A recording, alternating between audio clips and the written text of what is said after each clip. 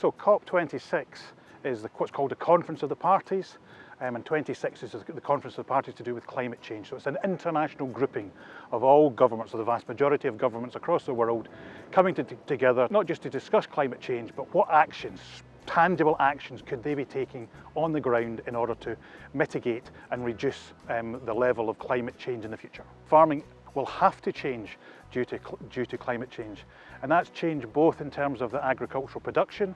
We'll need to work with climate change, adapt to climate change, but also to make sure that we farm differently in the uplands. And that's not just changing the way we do our agricultural management, although that will be important, but the way farmers manage their land in the uplands will be vitally important going forward, and that will be particularly focused on around planting, establishing more woodland to sequester carbon in those trees, but also where they have it on their land, doing more to actually restore degraded peatlands, again to actually sequester much more in the way of carbon in our uplands. What will come out of COP26 in Glasgow for both Scotland and the rest of the world will be an increased level of urgency to actually manage our land differently, not just at some point in the future, but start to do it now. I see that the vast majority of farmers should see an opportunity in actually managing the land differently to help manage both climate change and the associated biodiversity crisis. There's a range of things that farmers can be doing to help sequester, store more carbon on their farms. Peatland restoration, if they have peatlands on their farms, is one of them.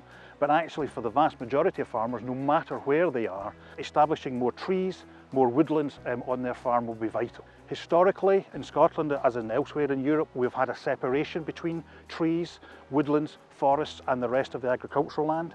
Actually, the trick going forward, given the scale of carbon sequestration we need, will be to actually manage agriculturally in and under those trees. That's often referred to as one form of agroforestry.